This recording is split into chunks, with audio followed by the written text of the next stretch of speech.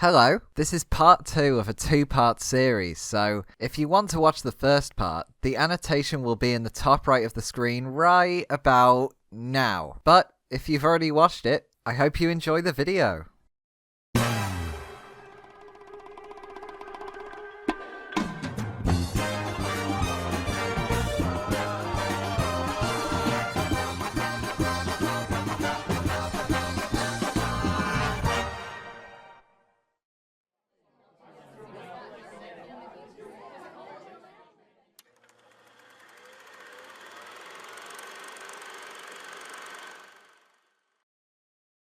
This was one of my most anticipated films of the year, not only because I'm a big Robert Pattinson fan, especially after his stellar performance as the best Batman, but also because this is a movie from Bong Joon-ho, whom I also appreciate as a director. Anyway, both of those factors made up a really fantastic film with some of the best acting performances I've seen all year. Toni Collette and Mark Ruffalo particularly stole the show.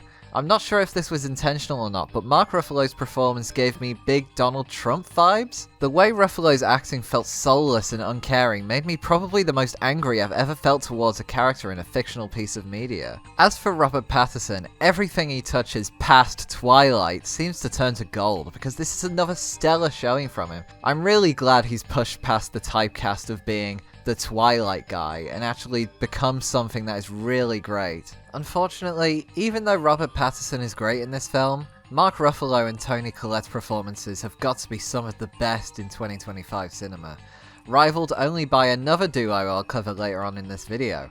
I honestly didn't think Mark Ruffalo was able to play someone so evil, so spiteful and angry at everything. His treatment and callous disregard of the aliens, the little creepers, which, if somebody could get me a plushie of the creeper, that would be great, made me especially angry, and I'm incredibly impressed that in one scene, Mark Ruffalo's Kenneth Marshall went from weird and somewhat off-putting to one of the most evil villains of 2025 cinema. Someone I wanted dead the second he reappeared later on in the film. The only real criticism I have with this film is that Mickey 18's sacrifice to kill Kenneth Marshall didn't really feel that great. Yeah, Kenneth is dead and I hated him, but I personally didn't really feel that attached to Mickey 18, so I didn't really care for his death. Overall though, I knew Mickey 17 was going to be fantastic, and I was right. Please though, can someone get me a creeper plushie? Thanks.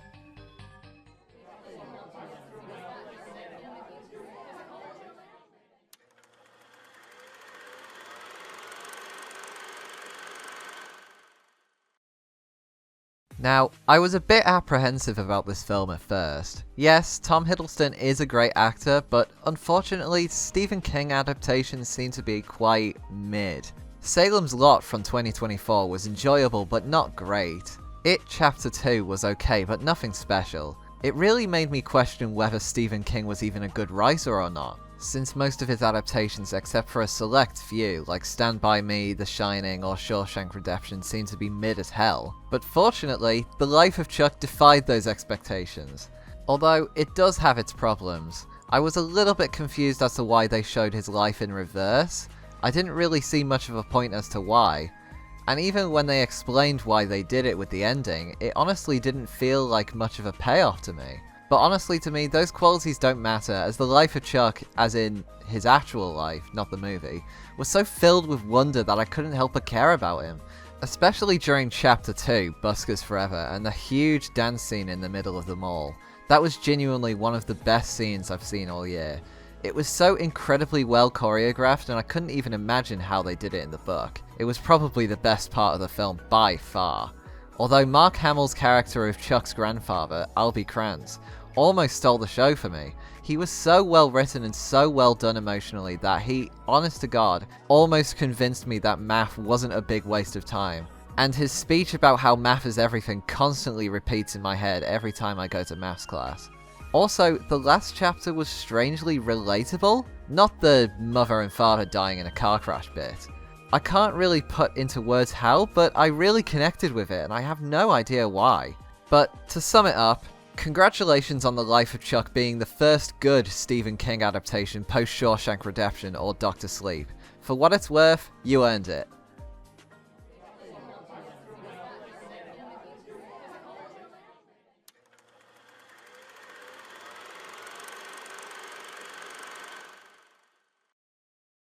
So, for some reason, I have this sixth sense when it comes to movie trailers. I can really easily tell when a movie is going to be good or bad just by one look at the trailer.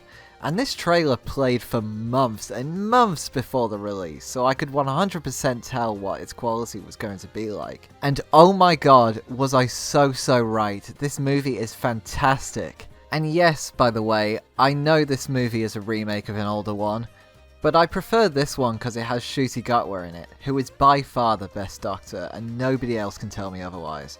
Anyway, this movie has, bar none, some of the best acting I've ever seen. I'm pretty sure I described the acting as electric when I came out of the cinema, but the dialogue in this film is some of the most realistic and well thought out I've seen in a movie. It even made Andy Samberg look like a good actor, which is incredible because he's pretty awful in basically everything I've seen him in. Benedict Cumberbatch and Olivia Colman are definitely the best duo of the year, which is ironic considering they spend most of Act 2 and all of Act 3 bickering over a messy divorce. But their characters just bounced off each other so well, and the dialogue was so fluid and well done. And the ending scene in the house was absolutely fantastic and a perfect way to end this film. Also, my opinion may be a bit unique considering most critics call this film boring and witless, which is weird considering this is definitely some of the wittiest dialogue I've seen in a film this year.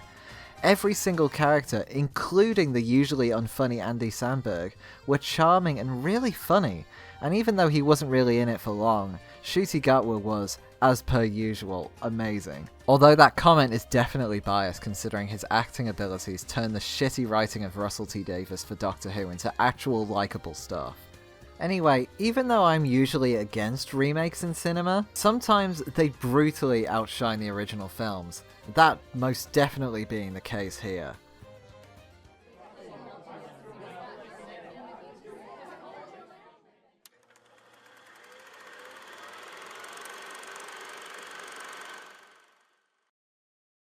So, let me get this out of the way first and foremost. I believe that Tarantino is one of the most glazed directors of all time. Not as much as Hayao Miyazaki or Christopher Nolan, but still pretty bad. And personally, I think Reservoir Dogs is mid as hell, and True Romance was just okay. But, unfortunately, and it pains me to say this, but Kill Bill was fantastic. It was one of those films I've always been wanting to watch but never got around to watching, and I'll be honest, The Bride being added to Fortnite and Fortnite making that machinima was the catalyst of me watching them finally. Which, by the way, about that machinima, does Tarantino really want me to believe that, in the middle of Kill Bill 1 and 2, The Bride, for some reason, goes to the Fortnite island, kills Gogo's sister, and then comes back and never addresses it? Are we for real? Who in their right mind makes a Fortnite machinima canon to their actual series? Anyway, about the actual film, it was really great in almost every aspect. The Bride specifically was really well written, and her journey has got to be one of the best in Hollywood history. The fight with the Crazy 88 in particular was fantastic, especially the scene where the Bride discovers one of the gang members is a small child. Although, I will say the fight with Gogo felt a little bit slow in my opinion. It could have been sped up just a little bit. But other than the fight with Gogo, every single fight in this film felt really fun and amazing to watch. Not just the fight with the Crazy 88, but also the fight with Elle Driver was amazing. Although, was poking out her other eye really necessary? Maybe that's just my phobia of eye gore stuff talking, but hey ho. As for Kill Bill 2, it was certainly a million times slower than the first film, but that's absolutely not a bad thing in my opinion. It was super rewarding from start to finish, even if Bill just kind of chatted mad shit for most of his appearance. Which is weird because usually, if a character talks complete nonsense for a long ass time, I would deduct points off the film for it, but I was so engaged by what he was saying that I don't think his dialogue warrants me deducting points from the film. Like, I dislike Tarantino, but goddamn does he know how to write engaging characters. Overall, I must thank Fortnite for being such corporate shills and constantly including collabs in their game, cause it wouldn't have introduced me to this amazing film if you weren't such money-grubbing loonies. And now The Bride is like one of my favourite protagonists ever because of it. Anyway, before we get to my number one pick, Here are some honourable mentions for films that I thought were great, but didn't quite make the cut for a full review. Executive Decision. A fun and dumb 90s thriller whose stupidness ultimately kept me hooked for the whole runtime. Superman 2025. Genuinely one of the best superhero films ever. It was honest to God fantastic in almost every single way. It was so good in fact that Marvel wants to reset its entire universe because of it. Like, that's how good it was. A Real Pain. A sad but ultimately fulfilling film about two cousins discovering the pains of the Holocaust to honour their grandmother. September 5th. Even though the camera was far too zoomed in for my liking, it was really well made and kept me on my seat for almost the entire runtime. Captain America: Brave New World.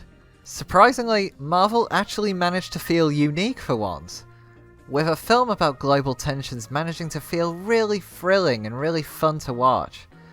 Also, this was my most rewatched film of the year, completely unintentionally. Novocaine.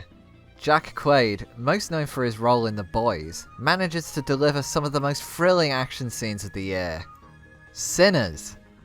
You knew this was going to be mentioned in some capacity. Sinners offers a really great look into its world with amazing music and one of the best scenes of the year with the I lied to you scene. Also, the villain mentions Liverpool at one point, so... Ocean with David Attenborough. An absolutely heartbreaking piece of work. David Attenborough shows off the devastation that the greed of humans has caused to aquatic life in one of the most finest outings of his yet. The Last Showgirl. A really great return to acting with Pamela Anderson. This, at times heartbreaking film features a look into one of the worst places to be in America, Las Vegas, a title that the rest of the country is constantly fighting to claim. I Am Martin Parr. A deep dive into one of Britain's most talented photographers whose photos showed Southerners why Northerners are constantly complaining about where they live. Birdman. Undoubtedly Michael Keaton's best. Birdman's quick-wittedness and fast pace offers a look into why narcissism will always nip you in the bud eventually. Flow. A visually stunning film about a journey of a little black cat which is somehow entirely made within Blender and still won an Oscar. This film shows that even I, a Garry's Mod machinimist, will eventually get the top prize no matter what I use to animate. The Penguin's Lessons. This film features one of the best casting choices of the year with Steve Coogan as this arrogant teacher who is forced to change his ways after he saves a penguin. Thunderbolts. While this film wasn't as good as Superman or Brave New World, the main cast bounce off each other so well, which, in my opinion, hasn't been seen in Marvel since Infinity War or even Age of Ultron. Blade Runner 2045. One of those endlessly quoted films. It offers a really great look into the fantastic but awful world of Blade Runner with the protagonist who thinks he's special but ultimately finds out he isn't by exploring some of the worst memories of his life. Eternity. A really great concept that was well acted by the main cast, but it unfortunately felt a bit undercooked and should have spent more time in the oven. But it was still entertaining nonetheless. This is Spinal Tap, a sharp and fantastically well done British comedy made by Rob Reiner, Michael Keaton and Harry Shearer of Better Call Saul and Simpsons fame respectively. This film is everything that Slade in Flame wishes it was. Darkest Hour. An incredibly stressful film about a man who has the entire fate of the global order on his shoulders. This brilliantly acted film keeps you on your toes for its entire runtime. A Big, Bold, Beautiful Journey. Similar to Eternity, which I talked about previously, this film had a really great concept but ultimately feels slightly dull and unsatisfying, which is unfortunate because Colin Farrell and Margot Robbie are a really great duo. Speaking of duos, 1-to-1, John and Yoko.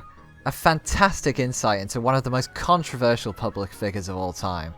This is everything Borrowed Time, Lennon's Last Decade wishes it was. 1-to-1 is definitely one of the best documentaries I've ever seen. Kenny Dalglish. Even though I'm not much of a football fan, this documentary does so well at describing his career and his immense heroism he showed during the Hillsborough disaster, although I sometimes wished for subtitles whenever Dalglish was talking. Tora Tora Tora. One of the most unique war films of all time in my opinion. This film tells the story of Pearl Harbor in an unbiased way from both perspectives, showing how the Japanese Empire woke up the sleeping giant of the United States during World War II. The Naked Gun 2025. Usually funny and Seth MacFarlane aren't used in the same sentence, but this film offers a look into how funny he could actually be, alongside another stellar performance from Pamela Anderson. I Swear. This documentary about the heartbreaking life of John Davidson, a person who suffers from Tourette's syndrome, features some of the best acting of the year from Palestine 36 actor Robert Aramayo, who not only has to act with a Scottish accent but also with Tourette's.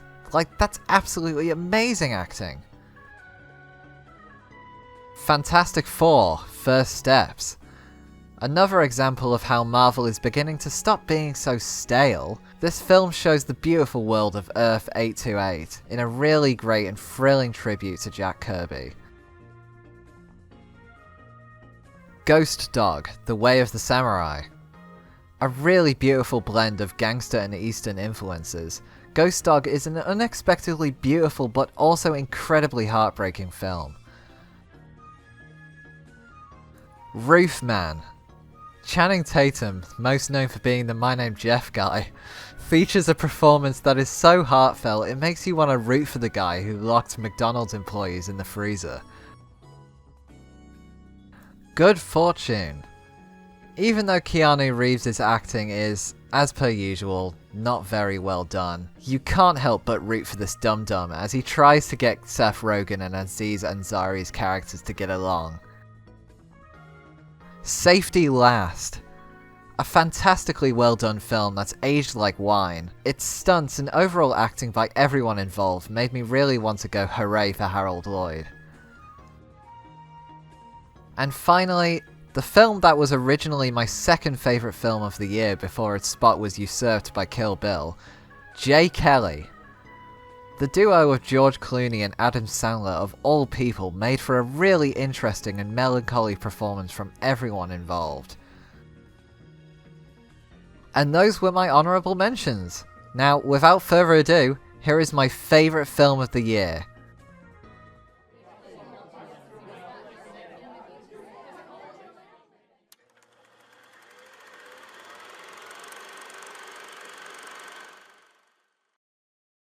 This may come as a surprise to some people watching this, as I typically don't really like horrors. I tried to watch Talk to Me because the funny Australian YouTubers made it, and it can't be that scary if it was made by YouTubers, but unfortunately, it legitimately traumatized me. So I typically never watch horrors unless I'm really intrigued by the concept, and at the time of the Black Phone's release, not only was the Grabber the main villain in Fortnite, but I also found out that the Grabber was played by Ethan Hawke, a favourite actor of mine.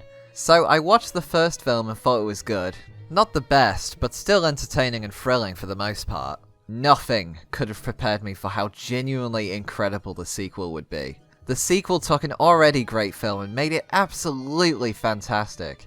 Ethan Hawke's acting was fantastic. I didn't think he would be able to play such a scary villain considering how sweet he was in Before Sunrise. The Grabber was sort of a mysterious blank slate in the Black Phone one, but they fleshed him out so well in the second one, to the point where he's genuinely my favourite horror villain of all time now. Finney also benefited from the second movie being somehow way more badass than he was in the first movie, which is amazing cause if I was in his situation, being trapped in a dank basement with an ambiguous pedophile. Why'd I write that? I'd probably just cry and not do anything about it. Finney was not only much more badass, but honest to God, the final scene where he mutters, "Hell isn't flames, Bill.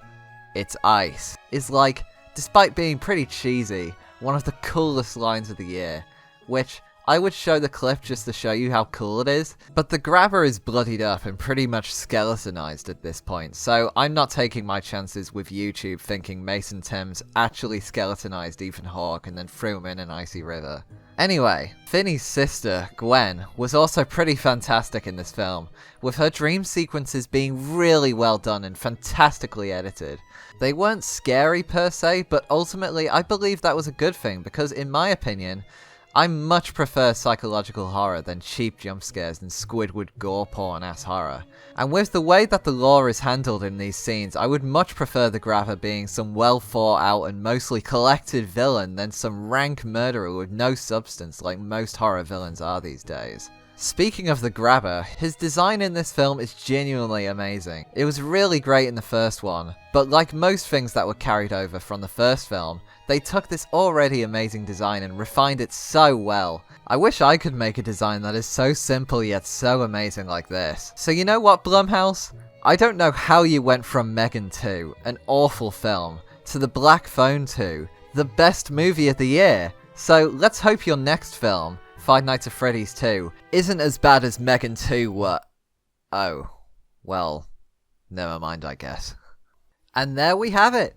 38 films that I watched and, aside from Dogman, Slade in Flame and K-pop Demon Hunters, enjoyed this year. I hope that you thought my commentary on these films was good. I've never properly written about a film I've watched before, so I hope these reviews were good and didn't just ramble on and on for ages. For me personally, it's really hard to write a review for a movie you actually like rather than one you dislike, as you can probably tell by the word counts of some of the good reviews versus the bad reviews. Also, before I go, I mentioned this in part 1, but a playlist based on music referenced in my Garry's Mod Machinimas called The Music That Inspired the Meme was released last video, and I would really appreciate it if you could check it out. Also, the hat that I'm wearing right now is on the Garry's Mod Workshop, so if you could give it a big fat thumbs up and maybe even a cheeky Steam award, that would be great. Otherwise, I hope you enjoyed the video and have a great 2026.